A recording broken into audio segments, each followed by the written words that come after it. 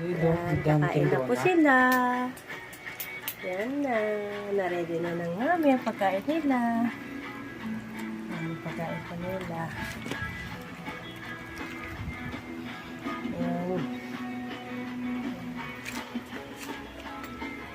Kakain na sila. Sila nagsasabay-sabay kumain. Yan. Ito si Blue 8. Ito ang Blue 8 ko. Yan si Blue 8. Ito naman si Pink Pink. Yan, si Pink. Ito si Puti. Mother nila yan. Ito si Tera. Yan naman si Anyo.